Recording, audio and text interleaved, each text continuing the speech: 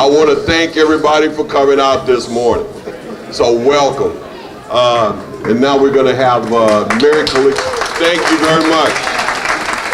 And Mary's going to give a welcome as well. Buenos días. ¿Cómo amanecieron? Qué bueno, qué bueno. Okay. Para las personas que solamente hablan español, si necesitan ayuda, tenemos personas que también son bilingües. Nomás levanta la mano y ellos te pueden ayudar. Gracias. Y levantan la mano todos los que son bilingües. Ok.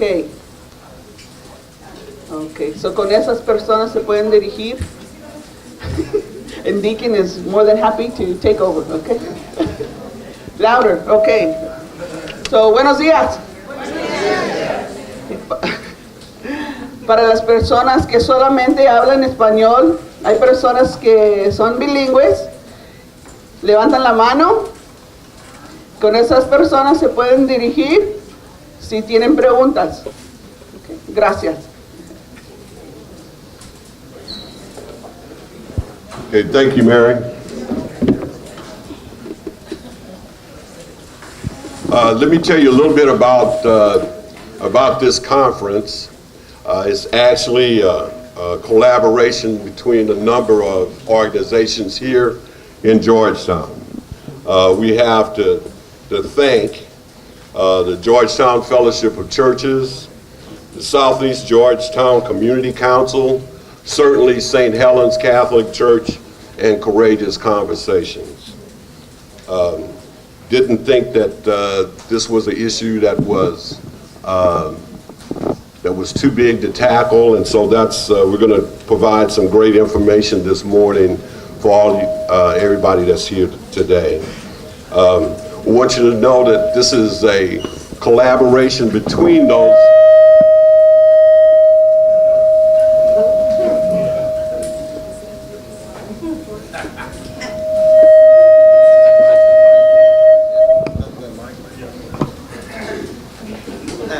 It's always good to have your sound man with you, you know.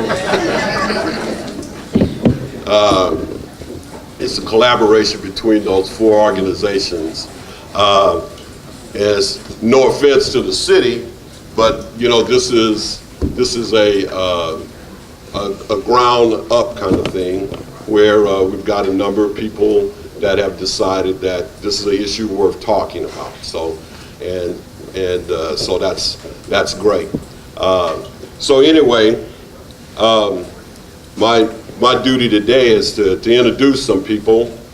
And so the first person I'm going to introduce is Mayor Dale Ross, who's become quite a celebrity here because of us being off the grid, so to speak, and 100% renewable energy, which you know, we ought to have a hand for that.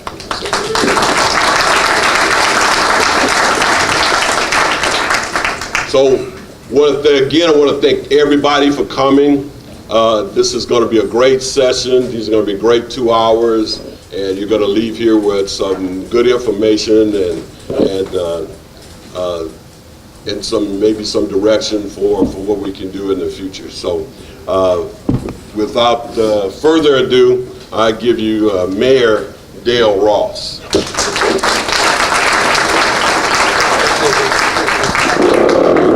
First of all, it's an honor and privilege to be here and to see so many good stakeholders in our community coming together to work toward an issue that needs to be worked on and improved on each and every day in Georgetown. This will probably be the longest speech I've given so far this year. It's probably going to be 5 minutes. Usually they're 2 or 3 minutes, but this one's special because Georgetown's special. And you know, in the last 3 years, we've been the first, second, and fifth fastest growing city in the country for cities our size. So you got to ask your question, why? And the number one reason is because of the people like you in this room. We're one of the most giving and caring cities that I've ever seen in my life. When there are issues, people come together. They give their time, they give their talent, they give their resources to help solve problems. And Georgetown is an amazing community. We're the second safest city in the state of Texas for a city our size. We will continue to have the lowest tax rate in Central Texas, and that ties into the affordability deal. Whether you own a house or not, at the end of the day, whether you're a renter or owner, you're paying based on real estate taxes in large part. So again, we'll be the lowest one in Central Texas, which is a wonderful thing. You look at our Parks and Rec system, which is just off the charts good with the addition of Gary Park, 525 acres. Jack gave us that, and $10 million. So even if you don't have a lot of money, you can still do stuff for free in Georgetown that's really good, whether it's St. Gabriel Park or now Gary Park or the other things that the city offers for free. So you look at that in education. I mean, GISD does an amazing job. We have Southwestern University, the oldest chartered university in the state of Texas, going back to 1840. So all those things, and obviously the most beautiful town square, not only in Texas, but in the United States of America as well. And that makes Georgetown special. And so all these things are really good, and the people are special. And then we have affordable housing, okay? And 3 years ago, we started working seriously on affordable housing. 2 years ago, council had a 4-day visioning session, and one of the elements of their vision and what is important to them is affordable housing. And so we're having another visioning session for 2 sessions in November, and I expect City Council to reaffirm the importance of working on affordable housing in Georgetown. Now, last year was a historic year in Georgetown. City Council approved 3 tax credit projects, affordable housing projects. It's unheard of for a city of our size to get 3 of those. And so we're off and running. Their PEDCOR did their brown graping a couple weeks ago on Williams Drive. The others will follow shortly. That's not going to put a dent in the affordable housing gap. I mean, there's only 400 units there. But as we go forward, the city, I believe this council, will continue to value having strategies to put more affordable housing projects on the ground in Georgetown, Texas. It's important for a couple of different reasons. One, economically it's important, because if you've been to restaurants or retail lately, maybe the service isn't really that great, and that's because we don't have enough workforce housing for folks to live here and work here, play here, shop here, and be a part of our fabric, which makes Georgetown special. That's 1 minute, huh? Ooh, look at me, I'm already at 4 minutes. And so that's important. I mean, it's important, I think it's important for us to have such a diverse population, and people that work in retail and restaurants and construction. I want them to live here. I want them to live here. I want them to play here. I want them to spend their money here and give the city some sales tax revenue. And we can do that if we make it affordable. And Wayne Reed's here today, and he'll talk a little bit about what some of the things that are going on with the city. I do want to say a couple of things about Richard GLASCO and Walt Doering. Y'all know Walt, right? Yeah, he can be, yeah.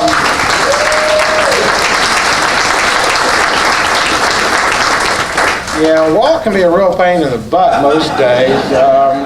But I'll tell you what, you know what, with his passion and his vision and never quit kind of thing, he's amazing. We've had an amazing housing board in Georgetown, and those folks are just truly amazing. They give their time and their talent, and they have a vision for what Georgetown can be.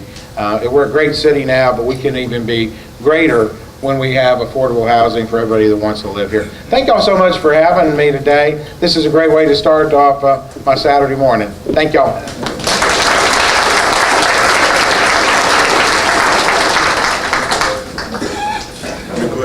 Give me an introduction. You know, everybody get an introduction.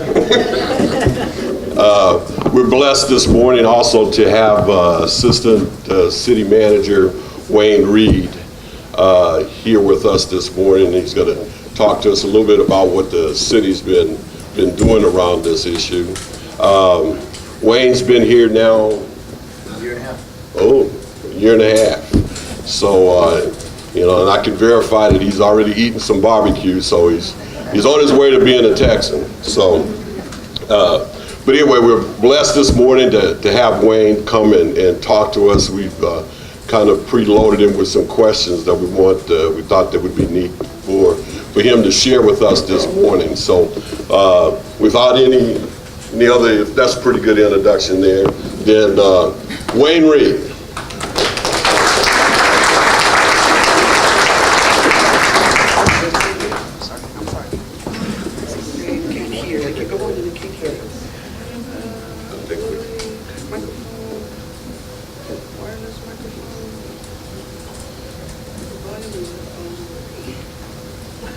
You know, we might need to use maybe the hand mic a little bit. Good morning, everyone. Yes, Richard said I'm already on my way to becoming a Texan. Yeah, that'll run it through the speaker. Because I moved from Colorado with my wife and children in January of last year. A little closer. Is this better? Yeah. Can everybody hear? And a rock star kind of. Okay. But the fact is, I'm wearing a Texas A&M Aggie ring. Is this one not working? Yeah. Well, yeah, but Can you hear me better with this one? Yes. That's better. I'm good. okay. The audience is good. All right. Just raise your hand in the back if at any point you want to turn this back down.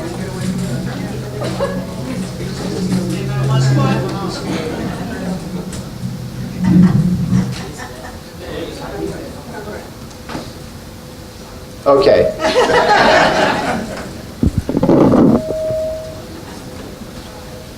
As I was saying, I've been back in Texas for a year and a half, but I grew up in the League City, South Houston area, went to Texas A&M, and so I'm actually very happy to be back in the state of Texas, where I still have my mother, who's 80, living in the Houston area, and many of my brothers and sisters. So I appreciate the opportunity to be here. Richard took some time to reach out to me and inquire if I would be available to do this, and it was my privilege actually to participate today. Sorry.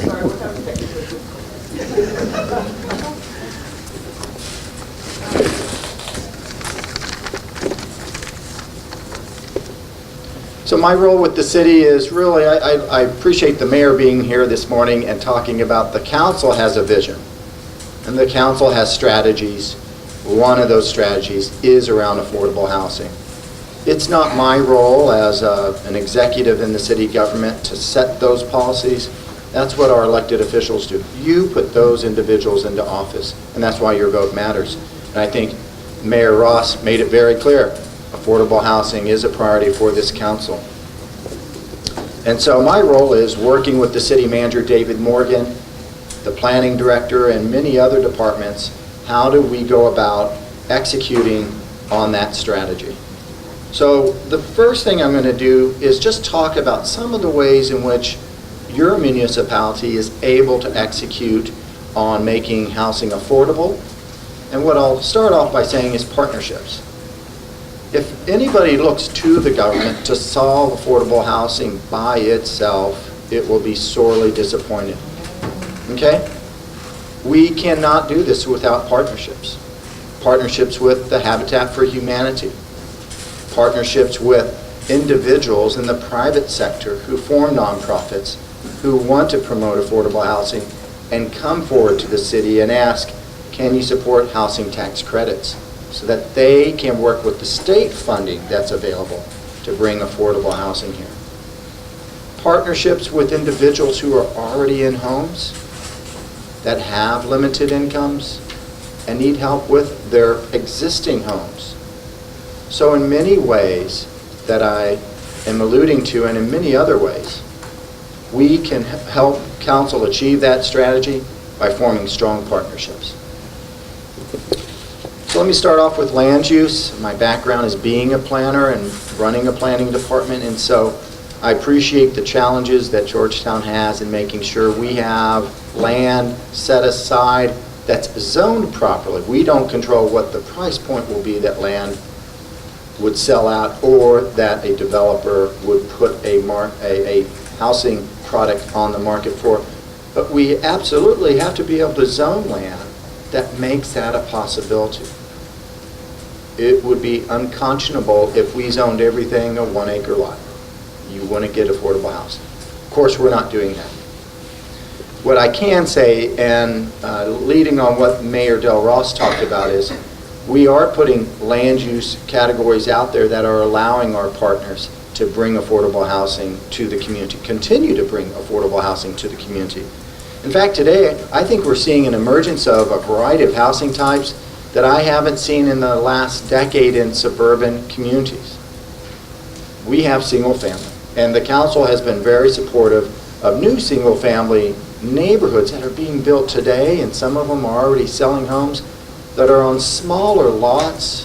That means a smaller home that's adequate for a family to get into the housing market versus paying rent all the time. The council is supportive of lot sizes that are 4,000 square feet and up. That's one way we're helping with land use. The other is, instead of having a lot with a home, there are developers bringing condominium products where it doesn't look like a condominium. It looks like a single-family home. It's still separated from other homes, but everything that you see is under common ownership. So all the grass, all the yards, the play area is a common area, and so someone's able to afford a unit because guess what? That product is even less expensive than even a home on a 4,000 square foot lot. Council's approved several of those. One of them will be opening very soon along Williams Drive, but we also have them coming on the east side of the city where you have condominium style of products on the line. We also have townhomes.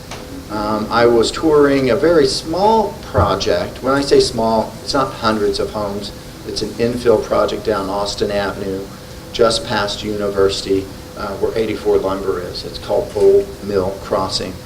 And the developer there was able to pair homes up or could put them into 4 units, so a duplex to a 4-plex. He emphasized to me, Wayne, these are townhomes. I said, absolutely, they're townhomes.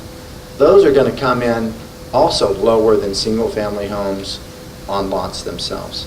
And I know that that product right there is just an example of other townhome projects that we're seeing coming into the market at lower price points.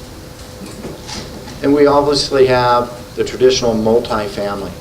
And we, as a city, have roughly 1,400 units under development today, and there are more on the way, and that's all across the city. So that's land use. Let me not belabor that point and move on to the housing tax credits. Mayor Ross spoke to this, so let me just say that with the approval of those 3 projects and the groundbreaking of one of those, the other 2 aren't far behind. The council showed that it believed in its strategy, and forget the rhetoric that you may hear publicly. At the end of the day, when an elected official puts the vote and approves something, that shows that they're supporting that strategy. So we continue as a community to support the housing tax credits, and what are those? Those are private developers competing on the market for funding at the state level to bring affordable housing to this region. So as a region, they work with the state agency to compete to get some of those available dollars. And just like supply and demand, there was more demand last year than there was supply of dollars to satisfy. There's more than 20 projects proposed to the state. A step in that process is for the developers to go to the communities and ask for a resolution of support. An elected body has the option of not passing that resolution of support. And sometimes there may be reasons not to pass a resolution of support that's justifiable. In this case, the council supported those applications that were in front of them last year. That gives these developers points. So those 3 developers went to the state, completed their applications, got extra points because this local government supported them. Guess what? Out of those multiple projects, many local governments did not, for their own reasons, support them. We had all 3 receive state and federal funding to proceed with affordable housing. That's unheard of. Jennifer Bills, the former housing coordinator for the city of Georgetown for many, many years, said, only one of these will get approved at state. I've never seen more than one. We had all three. So that's one way. The city council expressing support when the right project is at the right location, filling one of our needs. Impact fees. I had a very good conversation with Debbie Hoffman. Is Debbie here today? Hi, Debbie. I had not met Debbie before this past week, and you know, when I first was interacting with her, at least I had not interacted with her on a one-on-one basis. I certainly wish I was not interacting with her in the past couple of weeks on the issue that came to my attention in the city manager's office. As you all know, Habitat for Humanity has been in this community for many, many years and has produced single-family home products, has helped existing single families, households stay in their homes by building homes that are quality, are sufficient, and are at affordable price. And they help those households understand how to be responsible homeowners. I love that program. But Debbie and I got off on the foot because for some reason, when they went and pulled a building permit for two homes in the same subdivision where they've been building several homes in the past few years, Debbie, is it 3 that you built in that? 3 in the past few years. What you don't know as a layperson is that when you go in for a building permit, you have the responsibility to pay for the cost for the municipality to bring wastewater service and water service to that new home. We call those impact fees. Debbie, Habitat for Humanity, had been paying roughly $1,425 for the right to connect to the city's water and wastewater system. Now, $1,425 is a lot of money for a household, but let me tell you, the average cost for those 2 impact fees in municipalities around the Central Texas, and I would bet, even beyond Central Texas, far exceeds $10,000, sometimes $20,000, because you're paying for all that infrastructure and those treatment plants to bring water or to take wastewater away from a house. Unfortunately, somehow staff was confused and started charging in the same neighborhood where they built 3 homes the current wastewater impact fees, which amounted to roughly $12,000. First words out of Debbie's mouth when we did talk, because I reached out to her, I said, Debbie, I don't have an answer for you today, but I'm looking into this along with Jim Briggs, another assistant city manager. Said, we're going to look into this. We believe there's something not right about how they assess those fees. And she said, Wayne, if we're paying those current impact fees, we're not going to be able to move forward with these 2 new homes. Long story, but here's the short version. We dug back up that in our 1996 impact fees, when the city started imposing those impact fees, was amended in 2003 by the city council at that time. Because apparently, this is my interpretation, from 96 to 2003, the city probably realized that it was imposing current fees on subdivisions that had existed long before 2003, even 2006. And so council in 2003 amended that original ordinance and said, if your lot was platted before '03, we're going to charge you the original fees of $825 for wastewater and $600 for water. And so I was able to call Debbie that morning after we verified this, and I said, Debbie, we were incorrect at the permit counter to charge you the new fees, and we've instructed staff where they were misinterpreting. They just were not aware of that change, and that's why you're going to be charged the fees that you were charged on the first 3 homes. And then Debbie and I had a really nice meeting after that. She agreed to come back in. I have to tell you, that's a meaningful story, that this community long ago recognized that although it has an obligation to make sure that every user, right, when a home's being built, it's not a face with a family. It's not a father and a mother applying. It's a home builder, in this case Habitat. But a city has a responsibility to balance the need to pay for the infrastructure for water and wastewater without imposing on existing citizens the burden of expanding and upgrading it. This community has found a very delicate balance. Habitat has found those fees to be affordable to bring its product online at a price that its customers can afford. Debbie and I are going to continue to talk because there's opportunity for us to work closer together going forward. Impact fees, that's the point of my story, is that of all communities in Central Texas, even our current impact fees are much, much lower because of the fiscal supervision that the council has had and that Jim Briggs, as the implementer of our utility system, and his staff have managed for decades. And you should be very proud of that. There are communities that charge far more than we charge currently. So I talked at the beginning about when families are already in their homes. We shouldn't forget about that there are families that need to maintain a home, and sometimes you can't afford to replace a roof or fix some of the water lines that may break, and the list goes on.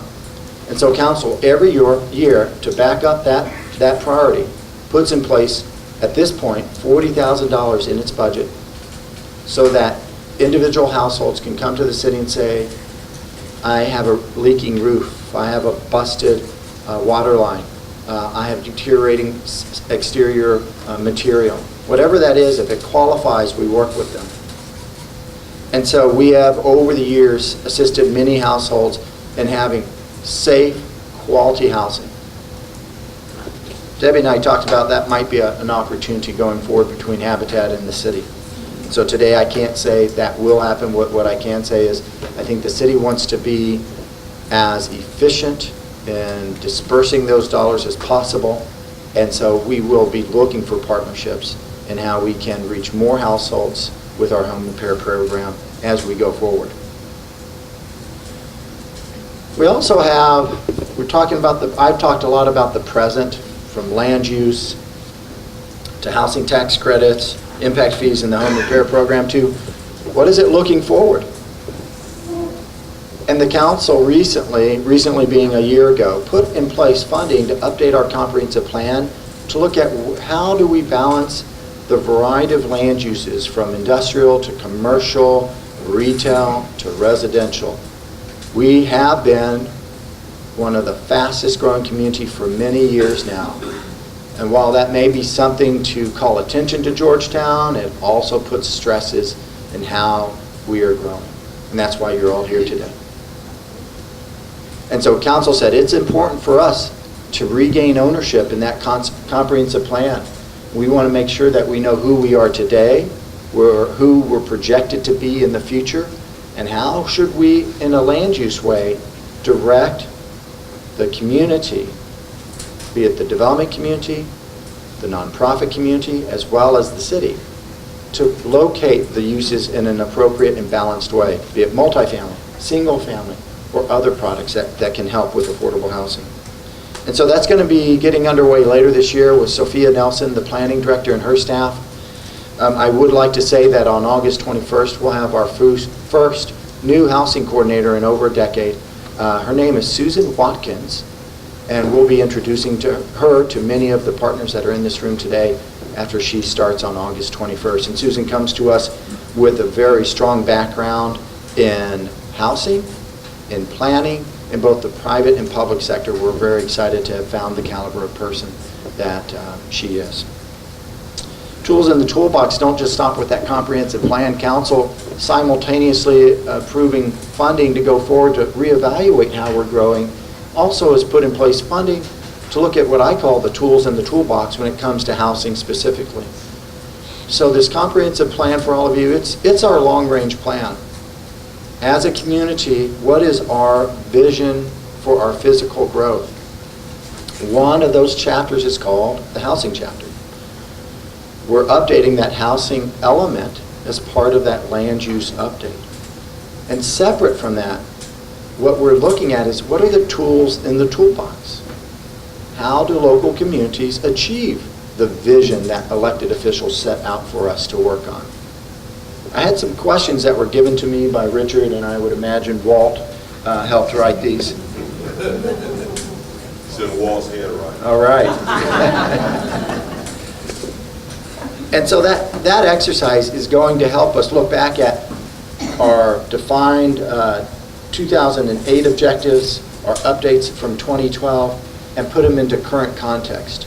Because I can tell you in 2008, the world was very different than it is today, and even in 2012. And so what the city set back then is outdated as of today. And so this tools in the toolbox that will be done in concert with the comprehensive plan update will help us understand what are the tools that are appropriate for our community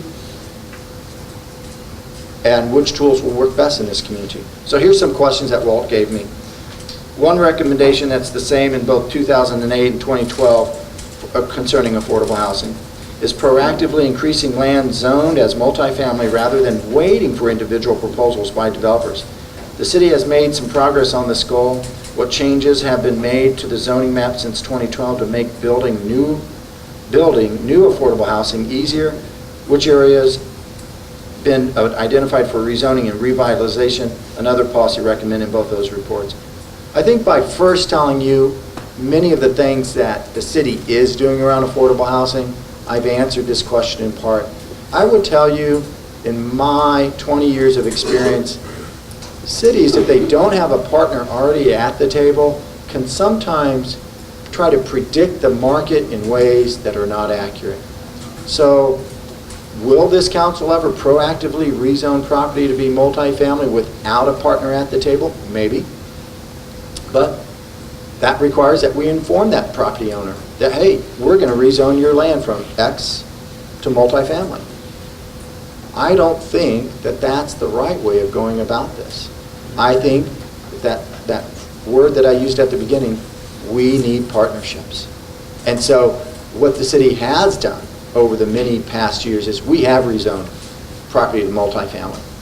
In fact, I think this council has not had a hesitation in rezoning land to multifamily in the locations that it has made those motions in the past. And I've told a story about how we're helping affordable housing with our current partners in my opening here. Let me move on. The next question was, when Georgetown passed 50,000 residents, are you all aware of that? Okay. Walt goes on to say, we qualified for federal community development block grants. The housing element report recommends that money be used to support affordable housing.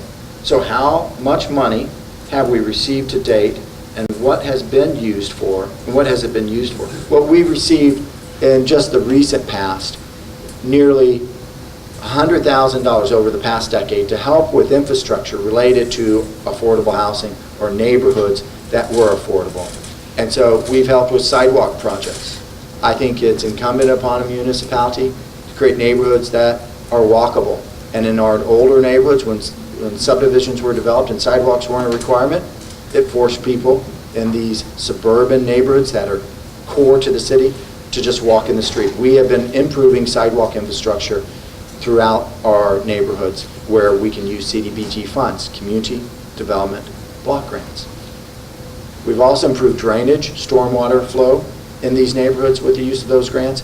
And we've also helped with housing units. And if Jennifer Bills, who was with us for a decade, was here, she would probably go down 20 projects that she helped oversee as our housing coordinator using these federal dollars to help with affordable housing. Remember the tools in the toolbox I told you about that we're going to kick off the study on? One tool that's in that toolbox that we haven't used, but we may very well, when we go to council and say, council, other communities have used community development block grants to help an entity purchase land that it then can go about developing. That may be a tool that council says, so we can apply for CDBG grants to help a partner bring down the cost of land, which brings down the cost of the housing on it? Staff, go explore that. That may be something that comes out of this study. We haven't done it before, but it is a tool in the toolbox. So I'm not here to tell you what the future plans are, but I'm here to tell you this council, with that vision and that strategy, has commissioned staff to have the resources to examine this in more detail. Let's move on. The 2012 housing element dropped from 15 policy recommendations to 7. Some left off include using city electric utilities to finance affordable housing, strengthening development skills of local nonprofit housing developers, adopting universal accessibility standards, and treating affordable housing as a major policy issue. Why were these dropped, and will we see any of them returned to the list in the 2016 update? I'm not the right person to answer that question. That's our council. But what I can tell you is that since 2012, the growth pressures in this community have been immense. And that's why council said, this is a body that looks very different than the body that was in place in 2012 and definitely in 2008 when the comprehensive plan was updated. And what I can tell you is that this council wants to explore affordable housing, wants to understand what the best tools are in the toolbox moving forward when we're having these immense growth pressures. So what I can tell you is that this council continues to demonstrate to me, through its votes, to move forward with improving affordable housing. So I would encourage all of you that when you hear about our comprehensive plan update or our housing element or these tools in the toolbox, the planning department will have a distribution list. You can go on the website. It's not today, but when we kick off the project, where you can say, hey, I'm interested in this. Here's my email address. We send out updates, and you can be kept informed. We'll do that with St. Helens as an organization. We'll do that with Habitat for Humanity, and we'll do that with you as an individual, so that you can be kept informed of when we're presenting on it, when we're having open houses such as this, in facilities such as this, asking the questions, how can we work better with our community to attain affordable housing? Last, originally Walt sent me 20 questions. No, I'm kidding. He sent me 4.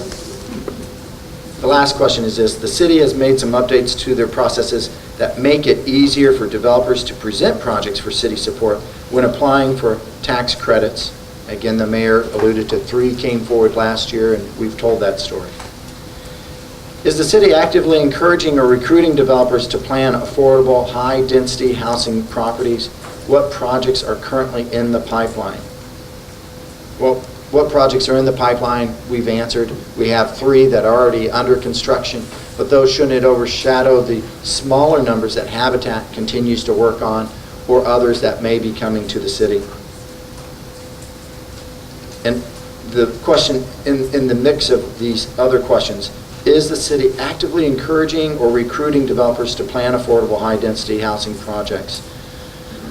We're not actively encouraging. We're not putting out an advertisement, but I can tell you every time we sit down with the developer, from David Morgan to myself to the planning director, we're at the table with our partners. If somebody wants to build an affordable product in this city, be it through a condominium regime, a small lot scenario, or townhomes or multifamily, we give them the options that are on the table for the location of where it can be, the standards to which it will need to be built to, and opportunities to direct them to the path that will provide them the greatest success. We have many developers that believe in affordable housing. And so it's not just Habitat and nonprofits approaching us. These are for-profit developers who believe, maybe because of their background, that affordable housing is a product that needs to be on the market. That's all for me. I am very, again, excited to be part of this today. More importantly, Georgetown has been a blessing to me and my family. We have been welcomed. We feel safe in this community because we have the greatest police chief on the face of the earth. We do live in an extraordinary community that is safe, high quality, that has outdoor recreation. We have very strong school district that's only getting better. And I believe that we have people here who speak up when they have a concern, when they have a priority. And I know that this council encourages that dialogue. So I'm very blessed to be part of this community, and I'm privileged to serve it. Thank you.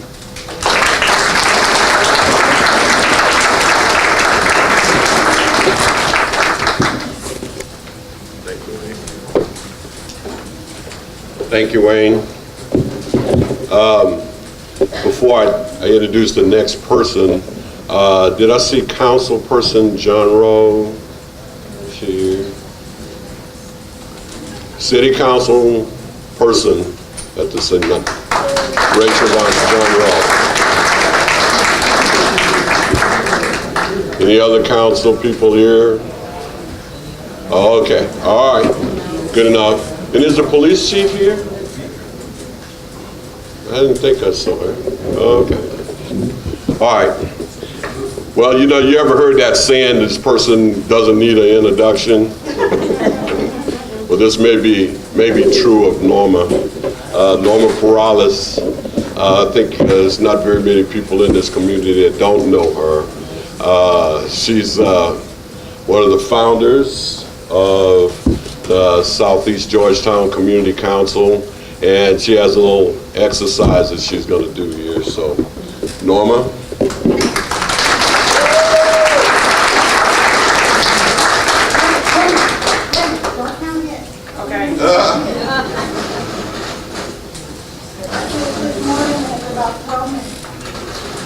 As fast as I can, pay attention, I'm only going to do this once. And I can't stand back here. This won't move, will it? Hold it for me. Hey, hold it for me. Okay. Want to use the hand mic? It's just that I can't stand still. I have coffee. I'm Norma Perales. I am with Southeast Georgetown Community Council, otherwise known as SEGCC. It's hard to remember. I'm only here because they only gave me 10 minutes. I want to tell you a story. It's a true story, and it happens almost every single day. Before I worked for the SEGCC, I was in housing for almost 9 years in the capacity of assistant manager, and resident services coordinator. And I saw this personally. So I saw this woman, single mom, and it could have been a single dad, or it could have been a struggling single, a couple, a family with little kids. But for today, it's a single mom. And the mom has 3 kids. And she's in her 20s, maybe, not quite in her 30s, and she's already got 3 kids. Obviously, one of them's a toddler, a couple of them are elementary. And she's living with some friends, and she's struggling, and she's been struggling, but she's trying really, really hard, because she started out working in minimum wage jobs that never got her anywhere. And she's so proud of herself, because today she's making $10 an hour. $10 an hour, 40 hours a week. You and I both know that's $400 a week. But it's not really $400 a week, because what she's probably bringing home is closer to $360. But anyway, she's got this money, she's living with friends, she's trying to make it, her kids want a place of their own. And so somebody tells them, well, you know what, Georgetown has affordable housing. We've got this thing called affordable housing. You can go over to this really nice apartments over here, they're affordable housing, and they're made for people just like you. And you go over there and see if you can get a place, because you really need to move out, we can't have you here forever. And so she goes on her day off, because she works 40 hours a week. Remember, she works 40 hours a week. She puts the kids in the car, and she jumps and jumps in the back and fixes the toddler and ties him in. I don't remember how to do that. I'm a great grandma, but she ties him in there, and they take off, and they pull up in front of the most beautiful place, better than they've ever lived before. It's really nice, 3-story, nice apartments, big rooms. When you look outside, my goodness, you opened up the door for the kids, and the kids went crazy. Mom, look, there's a playground. Look, Mom, look, swings, can we live here? Can we live here? And she said, well, let's go see. And so she goes inside and opens up double doors with big vaulted ceilings. Beautiful, beautiful place. To the right, there's a computer room. She's thinking, wow, resume writing. I could take online classes. This is going to be fantastic. And the kids are jumping all over the really nice furniture and everything. And she's like, behave. And they're like, wow, Mom, this is great. And they run towards the back window, and they look out, and Mom, it's got a pool. It's got a pool. Mom, can we live here? Can we live here? And she says, okay, wait a minute, hold on, let me talk to somebody. So she goes, and she pulls in the leasing agent or manager or whoever it is that's out there, and she says, is this affordable housing? Yes, this is affordable housing. Okay, good. What do I need to do so that I can live here? Me and my kids need a place to live. And the lady looks over and she says, 1, 2, 3, 4. Well, I'll tell you what, there's 4 of you. You can only have like 2 to a bedroom. You can have a 2-bedroom. really nice 2 bedrooms, got carpet, AC. Kids are like, Mom, we got our own room. We got our own room. And so she says, okay, what do I need to do? And she says, well, listen, you have to make a certain amount of money to live here. And you can't make over a certain amount of money because we're our income based. And she didn't really understand. She just wanted to know how much do I have to make? I need to qualify. And the kids are like, Mom, Mom, Mom, Mom. And so she's like, okay, help me figure out how much. Well, for a 2-bedroom unit at 60%, that means they're charging you only 60% of what they could actually have charged you if they wanted to. You need to make $28,200 a year so that you can live in a 2-bedroom apartment that costs $940 a month. Okay, so where do we begin? Well, how much do you make? Well, I make $10 an hour, 40 hours a week, 52 weeks. That's probably about $20,800. Somebody's got a calculator, can correct me, but that's a good estimate. Well, that's not enough. Got any more money? Because any other money you got, we can count it. Well, I don't really make all that because I only bring home $360, but that's okay. Don't worry, because we count gross. Okay. Okay, good. Count gross, even though that's not what I really make, right? So let's count gross. All right, so what else? What else? Well, I don't have any other money. That's all I have. Well, you got 3 kids. Well, yeah, but I'm a single mom. What, do you have child support? Well, I got child support order. I got a child support order from the court. Oh, you got a document that says that you get child support? Well, yeah, but he doesn't pay. He never gets paid. But do you have the paper? Yeah, I got the paper. Well, bring the paper. The paper says that he gives you $400 a month. Yeah, but he doesn't. No, but the paper says, right? Okay, let's count that. $400 a month. That's about $4,800. Well, you're still kind of short. You're short just under about $3,000. Does anybody else give you any money? Is there any other way? Because we can get you in here. Mom, come on, Mom, please, Mom. Hey, I'll tell you what, my parents help me. They help me whenever they can. They really can't help me much, you know. They're on Social Security, but they help me sometimes. Well, how much do they help you? How often do they help you? If you put it all together for a year, do you think it'd be about this much? How much do they help you? Oh, yeah. Well, you know what? We got this thing called an income contribution form. And you have to take it back to them and then sign however much they help you. And then get it notarized and get it back over here. And so, you know, she runs home and the grandkids are telling them, and oh man, it's so great and it's wonderful and it's got a pool, we can live there and it's affordable and we're going to be happy and we're going to have our own place. Okay, sign it, notarize it. How much do you need? Well, right under about $3,000. Okay, she comes back with a signed income contribution for about $2,700 and she's $100 over. And guess what? She gets in. And not only does she get in, but it's the middle of the month. Therefore, she is prorated. So she only has to pay half. She doesn't have to pay the $940. She pays for something. And it's okay, well, she's got some of it. But guess what? She lives in a community that has so much help, so much assistance. Organizations that will help you pay your deposit. Organizations that will help you with some of your rent. Organizations that will voucher your furniture. Organizations, it's a wonderful place to live. So they helped her get in because she really didn't have any money. But they helped her and she got in there. So now she's in and the kids are happy and they're fixing everything in the apartment and they're putting pictures up and they're getting groceries and everything's great. But she's got to get back to work because they had to do that over the weekend because she works 40 hours a week, $10 an hour. And then she has to pay, of course, daycare. You know, daycare's like $120 for her because she's got a discounted rate. So $120 a week for her out of $360, really, not $400. Remember? So, guess what? She got in the middle of the week. She didn't realize that 2 weeks later, rent is due. Rent is due, and she's holding a check for $360, which she hasn't paid the daycare yet, doesn't have any gas, didn't get any groceries, and by the way, diapers. So, guess what? She's got a couple of $100 and rent is due. And they're in a beautiful place, and the kids really love it, they're having a great time. And so, she tries to go and tell them, look, can you take this now, and then I'll give you some more later? No, ma'am. We're not taking partial payments from anybody. We're taking a full payment. Get us a payment.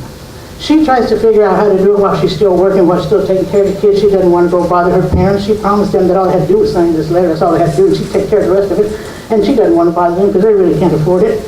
So she's trying to figure this out. She's calling all these help agencies. Well, they're going to help her one more time, but guess what? They can't help her with all of it. They can only help her with some of it, but she doesn't have the rest of it, and the landlord won't take it unless it's complete. And by the time it gets in the mail, the part that they're going to help her with, well, 5 or 6 or 7 days have gone by, so now you owe late fees. So guess what? Late fees on day 5 are $25 for the first day, $5 for every day after that. And so by the time that they get to their max, which is $100, she now owes not $940, she owes $1,040. And she's trying to figure it out, and she gets a letter of delinquency. She better get this thing paid, or she better move out or something, because they're going to evict her. And if they evict her, she's going to owe the rest of this contract. She's going to be in debt. She's going to have to go find another place for her kids. She's going to have an eviction on her rental history, and nobody's ever going to rent to her again. And so by the second month, look where we're at. And so what happens is she just opts to wait it out and get evicted and go back to the same spot that she was in before. And it reminds me of that song. How many of you in here know that Hole in the Bucket? Hole in the Bucket? Every time I think about this situation, I think about Hole in the Bucket. I taught that to my girls when they were little, and we used to sing it in the car. And when I started thinking about what I wanted to tell you, I'm sorry, sweetie, but I'm not going to stop. Listen, what I was trying to tell you is that something needs to be done, because guess what? Everything she did went step by step, like that song. Because there's a hole in the bucket, dear Liza. Dear Liza, there's a hole in this bucket. Dear Liza, there's a hole. There's a hole. So we go to fix it, right? We fix it. There, I got this. So we fix it. We fix it with a stick, right? We offer them what we can. We got what we can. Here you go. Here you go. Affordable. Let's do this. And you know what happens? It's not really that affordable. It's not really that easy to get into. And you know what? We need to cut that stick with a hatchet. So we cut it with a hatchet. And then there's a way to qualify it. So we let you use gross instead of actual. Use gross, even though you and I both know that that's not what we take home. That's not what we take home. And then, guess what? That hatchet's too dull. That hatchet's too dull, so we need a stone. We need a stone. You know what we need? We need a little bit of help. We need a little bit of help, right? Right. And you know what happens? We can't keep up after we get that help, because that stone's too dull. That stone is too dull. And so what we need to do is we need to get some water, right? This stone is too dull, dear Liza. This stone is too dull, dear Liza, too dull. Well, then wet it. With what? With water. But what are we carrying the water in? What are we carrying the water in? A bucket. And what's wrong with the bucket? And so what? There's a hole in the bucket, dear Liza. Dear Liza, there's a hole in this bucket, dear Georgetown. A hole. Thank you.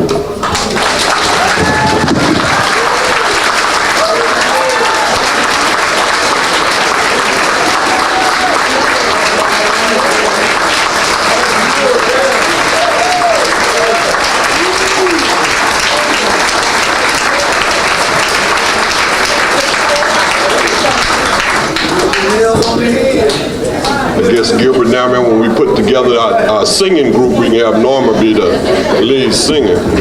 We just need to get some music.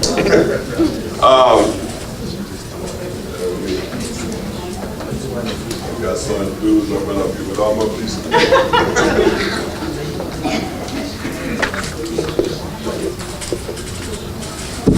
All right, the other thing I'm really excited about is our keynote speaker, our featured speaker for this morning, Frances Ferguson. Frances has a long history associated with affordable housing. One of the things that she's done, if you guys don't know very much about Austin and affordable housing there, is that she's one of the founders of Foundation Communities. And if you ever known anybody that's lived in one of those properties or been associated with that organization, you know that it's a very forward-looking organization so far as affordable housing. She currently serves as the president of the board of Austin Housing Works, another out-of-the-box, forward-thinking organization that deals with affordable housing. And in all the places taking on that in the city of Austin, Texas, which is quite admirable in and of itself. She also works for a little group called Neighbor Works of America that has to do with affordable housing all over the nation. So you can see that she's pretty well connected with that. So, you know, we're just glad to have her this morning. She's going to talk to us about affordable housing and what some things that we need to know. We're also going to have an opportunity for some of you as the audience members to ask her some questions. So be sure to take advantage of that this morning. So I'm not going to take up any more of your time. Francis, if you'll come up and, you know, let's give Francis Ferguson the hand.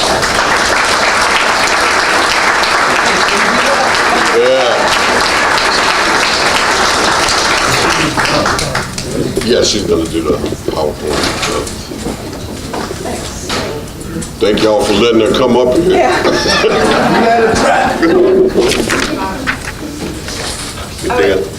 does that work? Can y'all hear me? Well, thank you. This is really thrilling to be here and to listen to what's going on. I guess I'll start by just talking a little bit about kind of how I've kind of came to working in affordable housing and what it's meant for me. Can you hear me? No.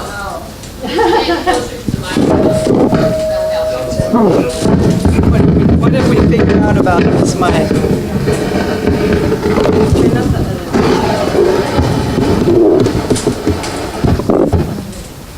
How about that? Now it's dead, right?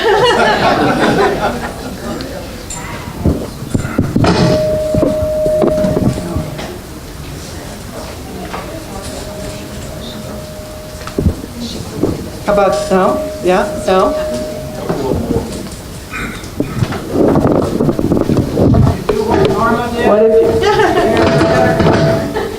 What did Norma do?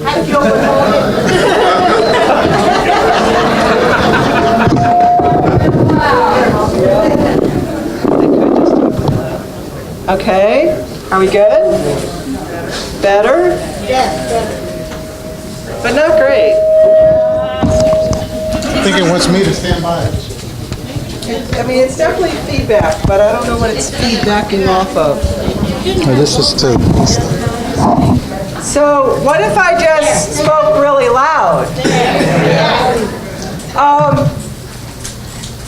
For me, housing has always been sort of three things, right? It's your home. Particularly, I've always worked in rental housing, multifamily housing.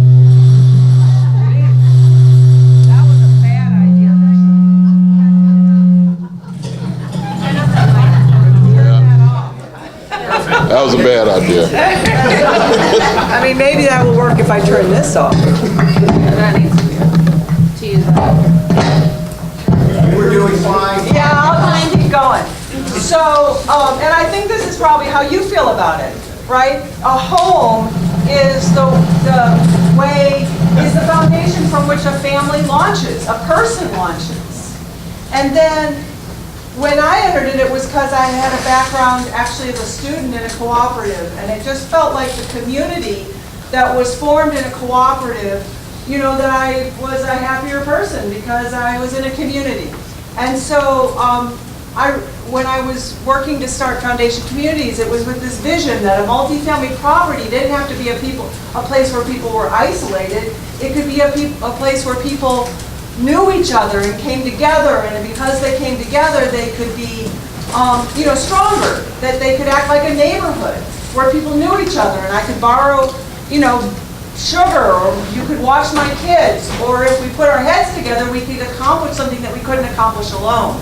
And so at Foundation Communities, that turned into, you know, after-school care. When I first started Foundation Communities, I thought that people would want to be involved in the management of the property. Over the years, I found out that if the property was managed well, that they didn't want to be involved in the management of the property. They only wanted to be involved in the management of the property if it wasn't being managed well. Just like you want the roof on your house to behave, and you don't really get kicks out of dealing with the roof, they don't either. So what they really want, though, is to come together and make their life work better. And so that's what led to the after-school programs, and then financial capability training and coaching, and all kinds of services that enable people to succeed and move up in their lives, whether it was managing their money or their kids succeeding in school. So anyway, there's your own home, which is your own launching pad, or there's the property, which can act like a community, and therefore is the launching pad for all those residents, but also is a, if that property behaves better, then the whole neighborhood is better off. The schools are better off. And then there's your housing patterns. And that's a community level thing. Your housing patterns has a lot to do with what kind of city you are over the long haul.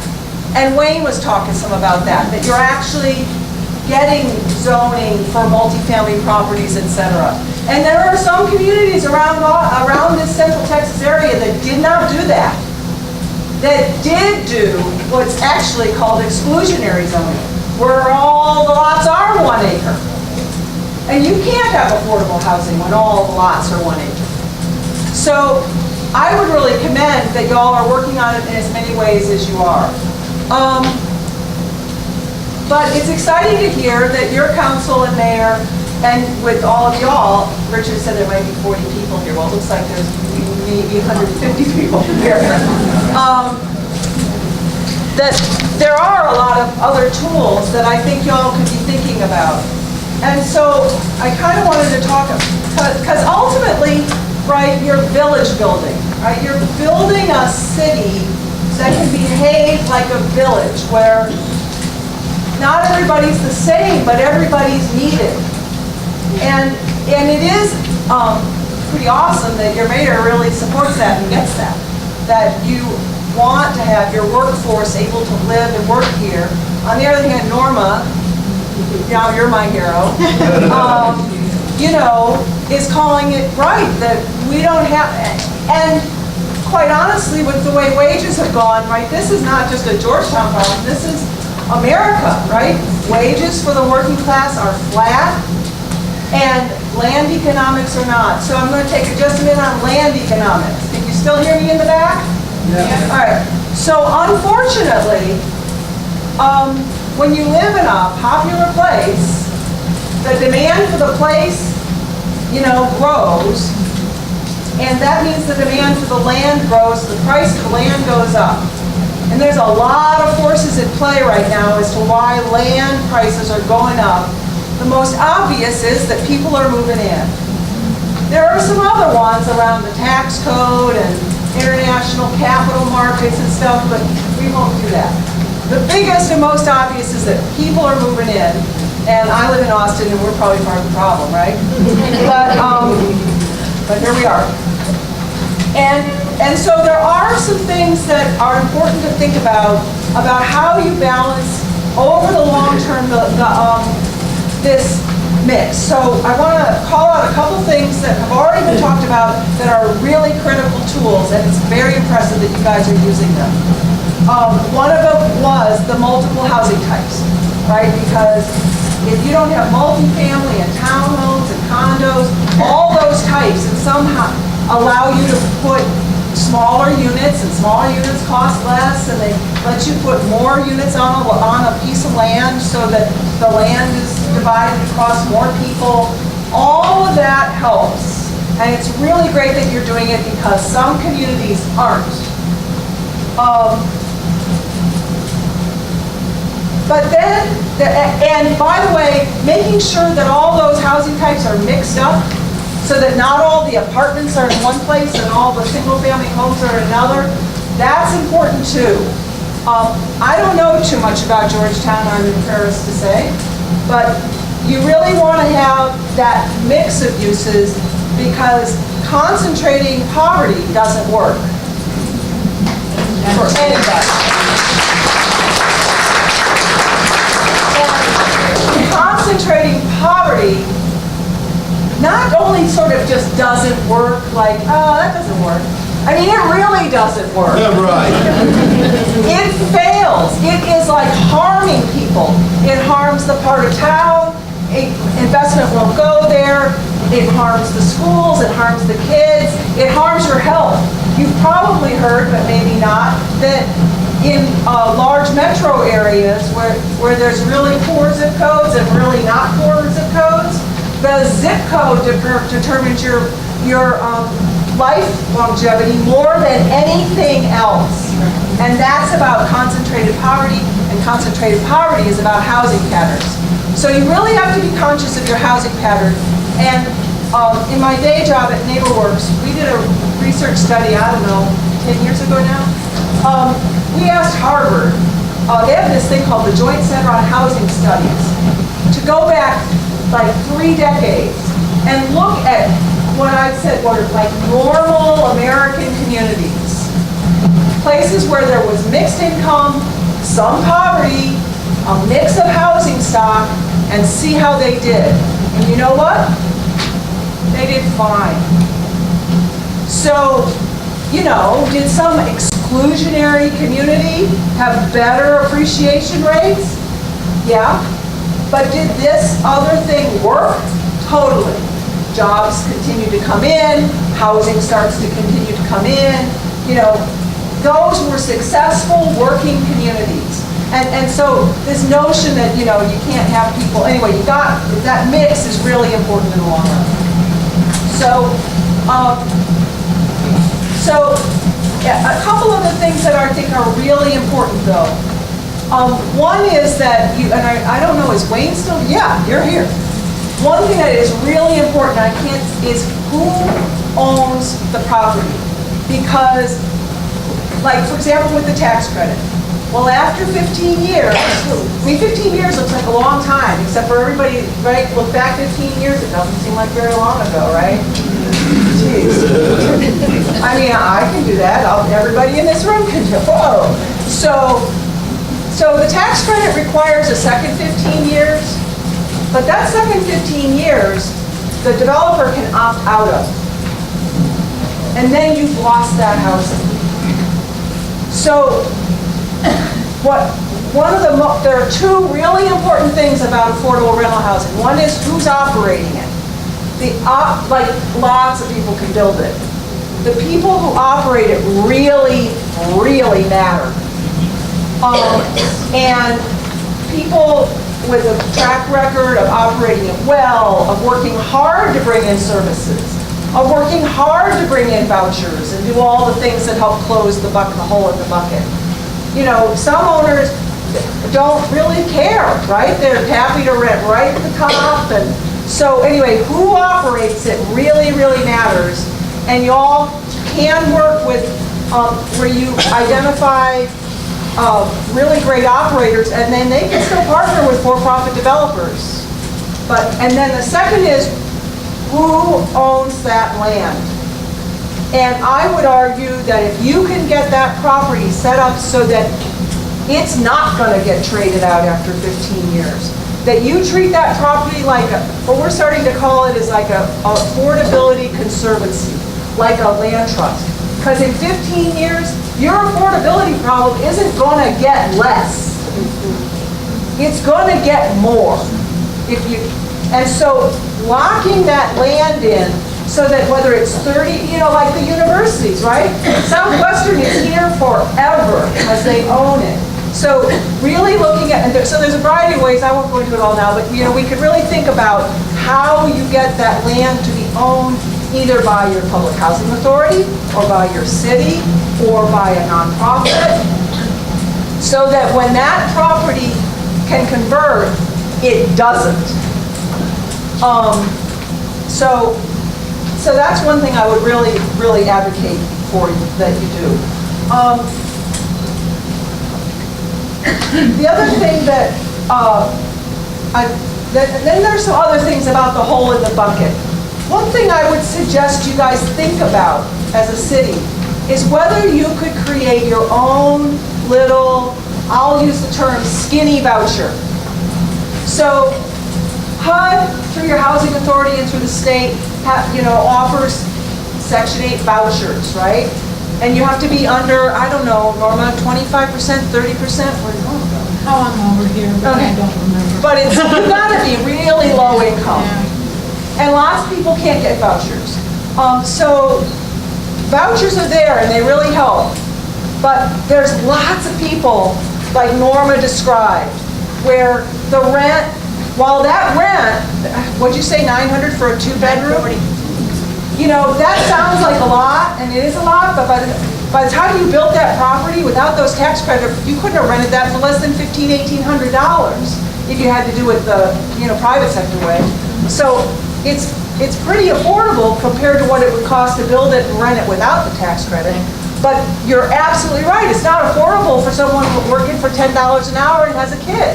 So a skinny voucher concept would be something that the city could do.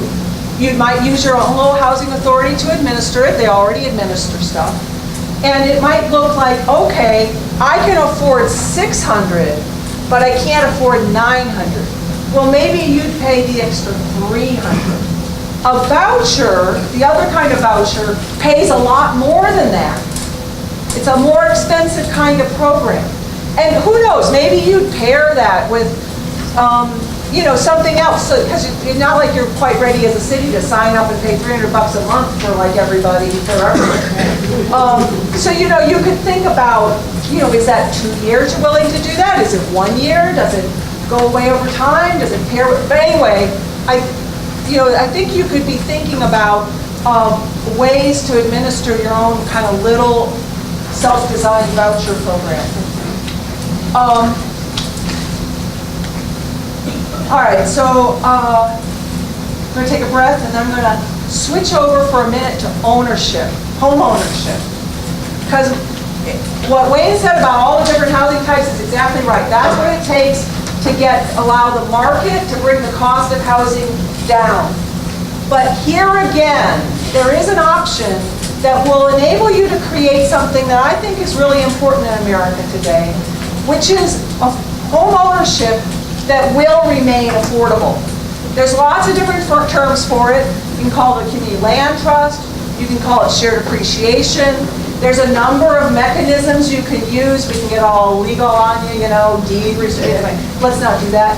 But the basic idea, I like to describe it as if I bought a house with my uncle or my aunt, right? I couldn't afford the house, or my parents. But it was in a, I wanted my kids to go to good school, so I could buy this house, but I can't afford this house. Let's say it's $300,000, but I can afford $150,000. Maybe it's $200,000, whatever, right? And maybe my parents are willing to help me buy that house. So then, years later, when I sell that house, they get their money back. And they probably take some of the appreciation, and I take some of the appreciation. So now I've been able to afford the house. It's an okay investment for them. It's an okay investment for me. If instead of it being my parents, it was the city or a nonprofit that the city set up, then it wouldn't be my parents who got the money back, it'd be the nonprofit, and they could go do it again with that house with another person. So there's a variety of ways to do that kind of thing, and a million ways to split it up down the middle, like you split down the middle, or anyway, we could talk about that until the cows come home, but I really recommend that as a way to create something in between sort of what the noble work of Habitat for Humanity and what the market can do. And then you could imagine having several hundred of these homes around town that would enable people to get started on homeownership and then move out with a little bit of a nest egg without those homes being lost just because of the growth and the continued land economics that are going to happen in Georgetown. So to me, this sort of really long-term vision about housing, whether it's your rental stock or your homeowner stock, there are tools that you can use to make sure that you're actually creating a part of the market that won't just be lost because someone decided to sell. And you're not, and it's, so anyway, to me that's a really important concept. It's one that you guys are at a point in your market that you can do this and not look back 20 years and go, oh man, should have done that. Right? So I think that's really important.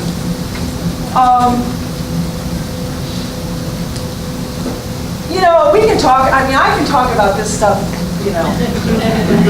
But I think, having heard what y'all have said, I'll stop there, because you guys have been sitting for a long time. And you guys are really awesome and impressive, right? It's like with 150 people sitting in this room, there's got to be another, I don't know, a whole bunch of people who aren't in this room who care about this. So the fact that your city is so aligned with you to work on this, but anyway, keep up. So thank you.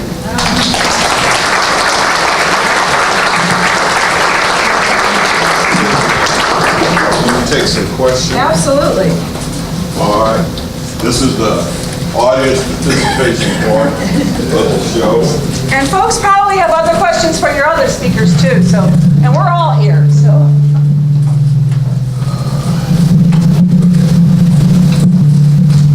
Hello, what do you think about Austin's efforts, and even Travis County, to require developers to set aside, to designate a specific percentage for affordable housing on all their developments? Should that be something that Georgetown and Wilco should consider? Well, speaking personally, I think it's a good thing. I don't know what the economics are up here.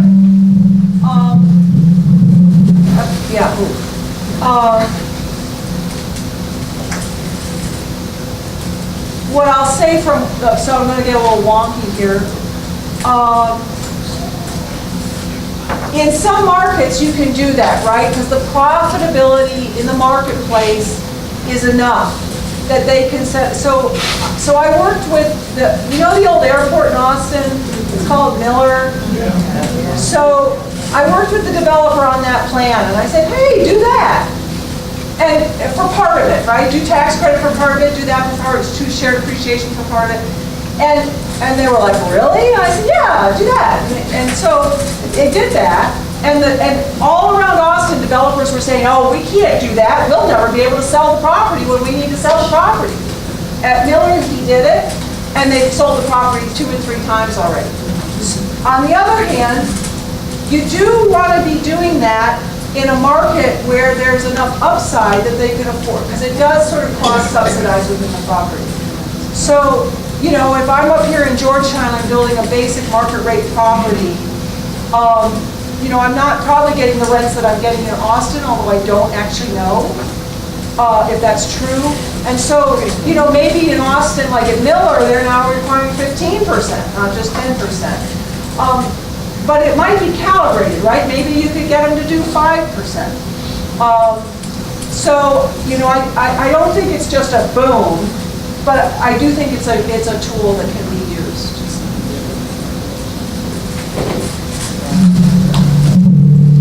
Yes. How do you define the difference between affordable housing and low-income housing? How do you define the difference between affordable housing and low-income housing? Yeah, it's a problem when a good English word like affordable becomes technical. Right, I need affordable housing. Everybody here needs a housing that, I mean, there's a lot of kind of housing I can't afford. So, I think if we talk about affordable as a little a, just like the word, like the adjective you learned as a kid, it generally means, I mean, what America says, what the government says is that you're not paying more than 28 or 30% of your income for your housing. And then if you get kind of governmental about it, that includes your utilities, right? What the market says, if you walk into it, how that shows up in the market is that if you show up in an apartment, just like Norma said, they're going to look for you to have three times income to rent. That's 33%. So I think most of you, I know how I feel, is I'm not real comfortable paying 33% of my income for rent. I'm more comfortable paying 25% of my income for rent because of all the other expenses in life. So if you got sort of gut level of what's affordable, you'd say 25% maybe. But that's probably not what you meant. You meant capital A. So because of the tax credit, there's now, I mean, first of all, it still means a broad range of things.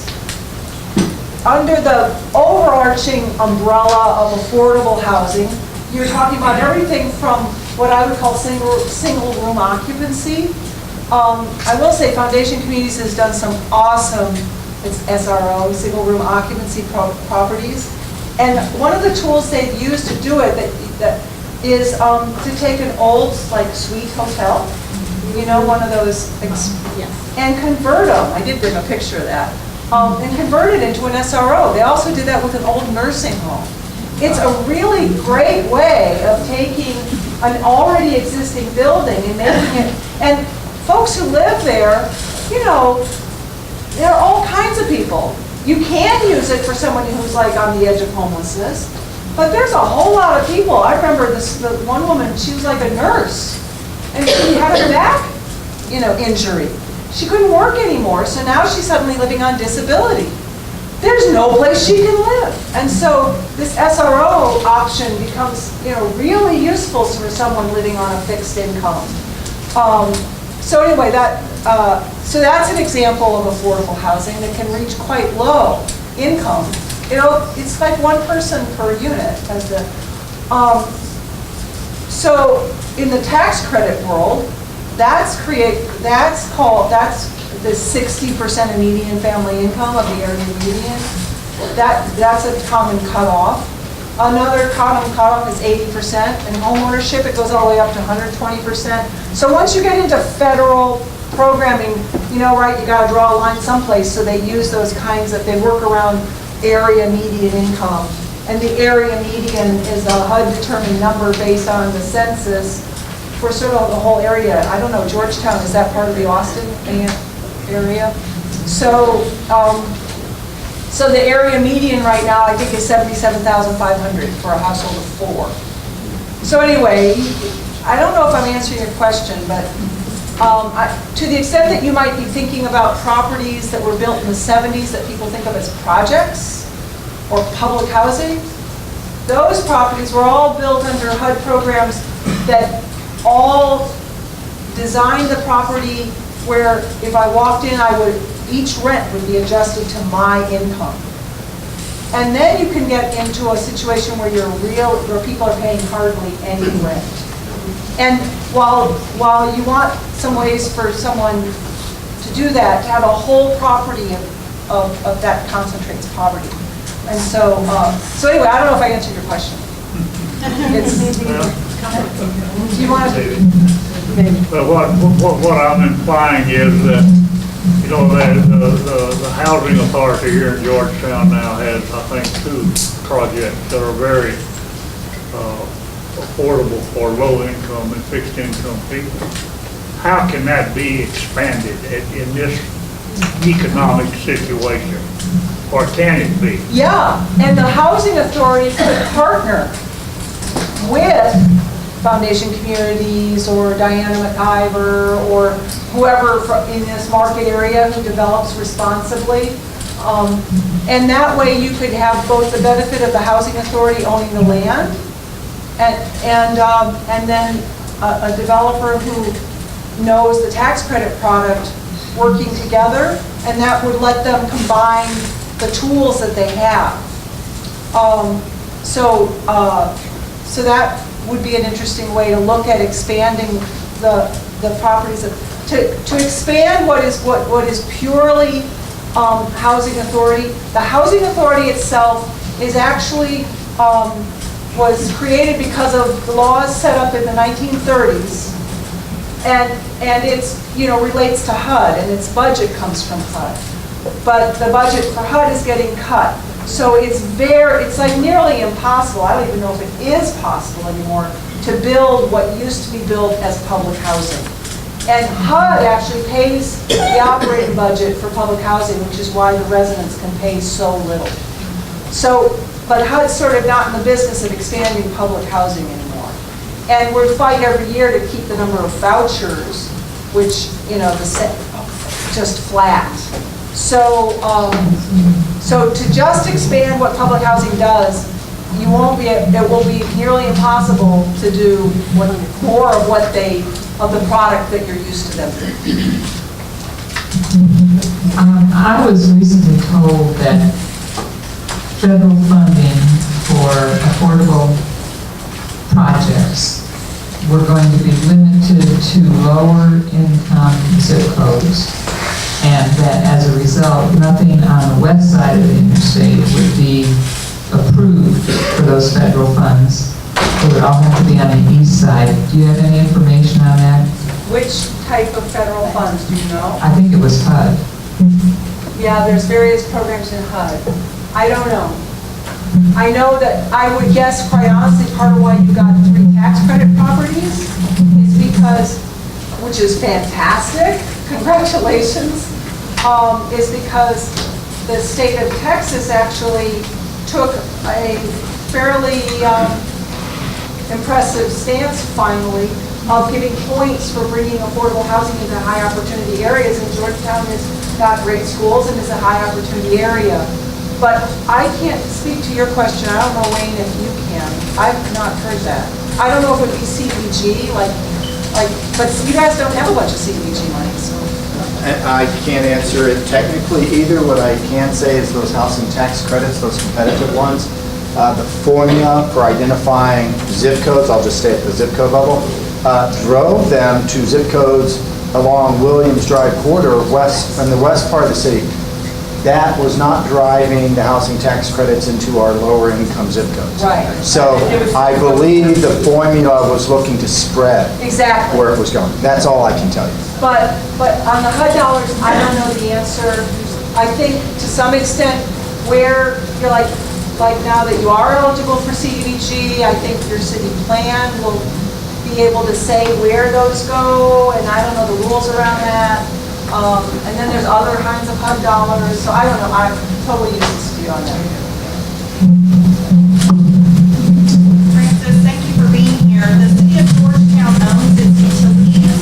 I'm wondering, have you seen any examples or had any ideas of how that can be leveraged to increase affordability? The National Housing Trust has done a lot of work in that space, so I'd refer you to them. There's certainly stuff that you can do, right, to use the utility to help green properties. And by greening them, like you've already done, I didn't realize that Georgetown was off the grid. I was sitting here listening, I was thinking, well, what if you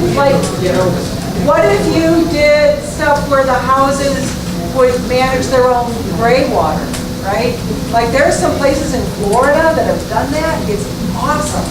So that then the gray water system is separate from the drinking water, which then reduces. But I don't know if I think there are ways for you to work with the utility on greening the properties, which then reduce utility bills.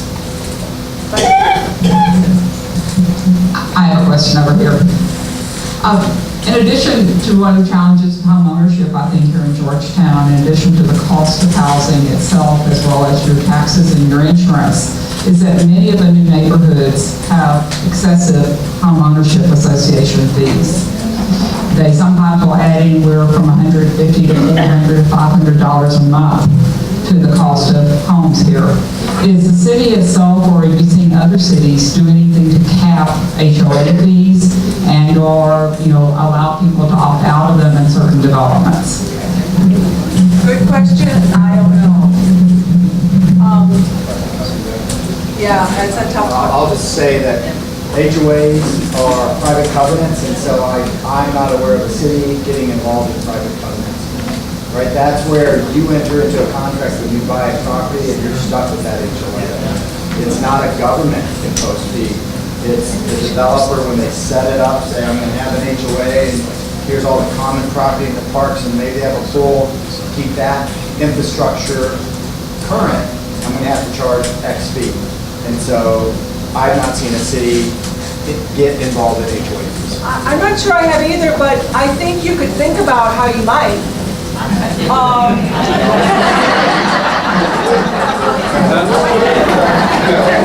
Because I always like to think about things that, you know, it's like, well, could we think about that? I mean, I wonder if there would be a way to either agree that I don't know if you're calling those PUDs or where you get, what those things are called that then have HOAs, but you know, you might be able to negotiate going in that if you're going to allow that to happen, that there has to be some degree of inclusion. And that, but there are, it's tricky with HOA fees. I know there's kind of some legal stuff around HOA fees that make it hard to, so I don't know the answer, but it's not easy, but I think you could explore it when you're exploring your toolkit, right? There's a woman in Austin, Kelly Weiss, who's done quite a lot of work on the question of what you can do with HOA fees, and she might be worth exploring that particular point with. I'd like to also thank you, Francis, for coming, and you referenced, and maybe others have referenced, creating a non-profit entity that could assist with moving forward in a partnership maybe with the city. Could you say a little bit about that and maybe some examples of one that we might adopt or follow as a model? Sure. So I think you could think about it in a variety of ways. I think you want to do I'm sort of a fan of having a business model. When I was trying to start Foundation Communities, back when it was sort of nothing, you know, I was like, oh, the bankers are going to figure it out for me. And I was like, no, they're not. So I went over to UT and got an MBA, and it was very helpful. So anyway, I'm just saying, you know, as I've been working in Austin, I'm kind of a fan that, you know, Foundation Communities has a really good, great sort of multi-family family model.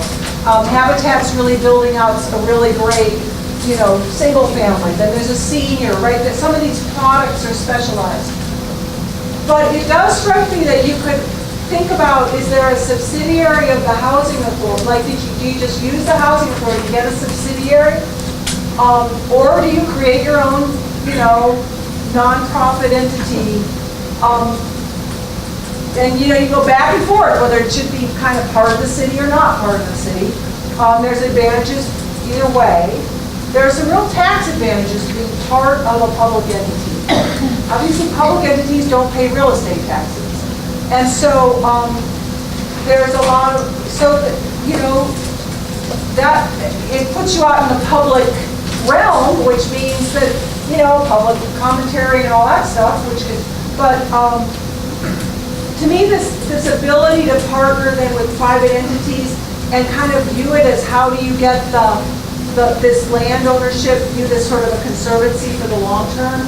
And then, you know, on that board, you'd want a real mix, because thinking about the long term with real estate, some of it's like real, like just gut level.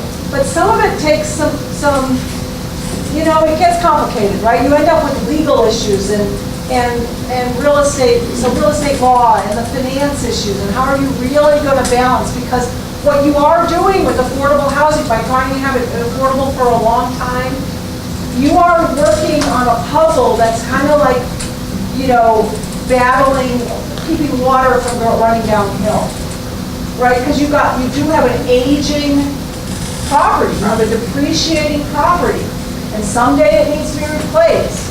And that's going to be expensive. And so you can't just go, oh, we own it, so it will be affordable, right? You're really managing against the fact that this property is going to need to be maintained intelligently. Choices are going to have to get made about what you do, and at some point you may have to redesign the income mix or something in order to afford the money that it's going to take. You know, maybe there's subsidy available, maybe there's not. So I'm just saying, managing something over a really long time, it takes some expertise.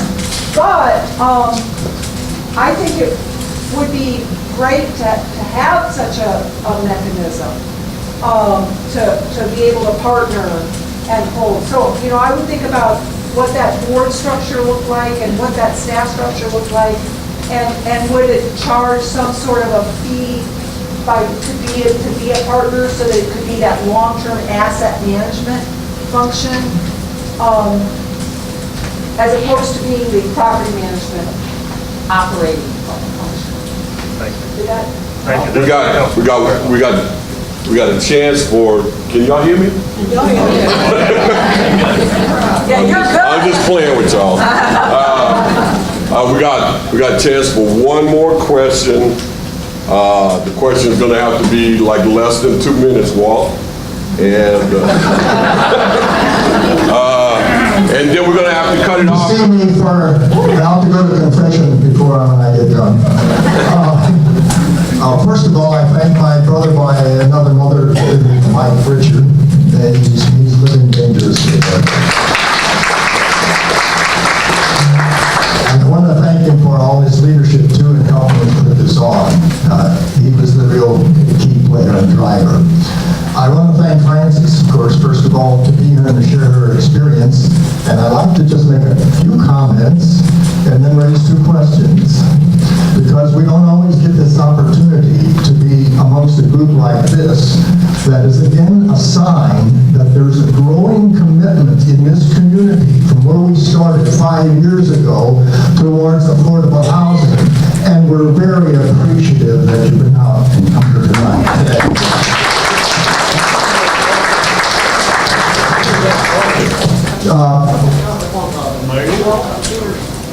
Hello? Just to say a couple of comments about where we've been. It's not been an easy road. You may have heard otherwise, but it's been a real struggle to get to the point where we even got 3 low-income tax housing tax credit programs. And that's the best tool we've had to work with so far. But it isn't necessarily the best tool out there, as Frances has pointed out. In the 2016 work plan, after we were rejected by the council for a comprehensive plan, and let me say thanks to you, Frances, for challenging us to think big, to think comprehensively, and I think you would also say to think creatively.